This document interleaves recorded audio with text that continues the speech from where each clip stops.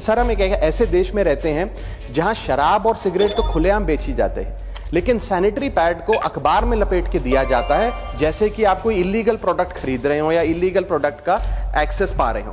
As a result 23 million girls यानी कि 2.3 crore girls हर साल स्कूल से ड्रॉप आउट हो जाती हैं, स्कूल जाना बंद कर देती हैं क्योंकि वहां इनएडिक्वेट मेंस्ट्रुअल हेल्थ फैसिलिटीज हैं।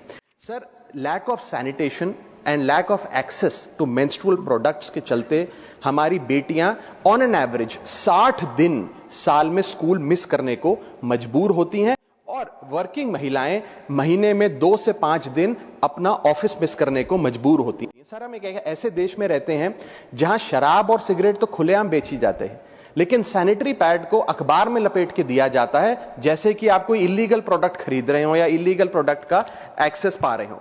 पीरियड नेचुरल है, लेकिन स्टिग्मा उसके अराउंड जो है वो अननेचुरल है। साइंस नेचुरल है, लेकिन उसके अराउंड साइलेंस अननेचुरल है।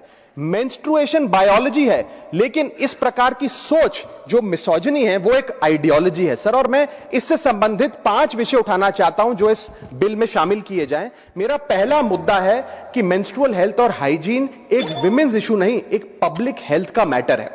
सर, एक सर्वे बताता है कि मेंस्ट्रुअल हाइजीन के चलते लगभग 91.7% महिलाएं किसी ना किसी प्रकार की एक बीमारी का शिकार होती हैं जिसके चलते वे डॉक्टर के पास नहीं जा पाती हैं क्योंकि एक सोशल स्टिग्मा इसके अराउंड अटैच कर दिया गया है और फीमेल डॉक्टर्स की कमी रहती है। सर, पीरियड और मेंस्ट्रुअल साइकिल के चलते 3 प्रकार की बीमारियां महिलाओं में देखी जाती है। पहली है रिप्रोडक्टिव ट्रैक्ट इंफेक्शंस, दूसरी है increased risk of cervical cancer और थर्ड है सर यूरिनरी ट्रैक्ट इंफेक्शंस। इन इंफेक्शंस को ना असेस किया जाता है और ना इन बीमारियों का इलाज किया जाता है क्योंकि ये एक सोशल टैबू और स्टिग्मा हमारे देश में बन गया है।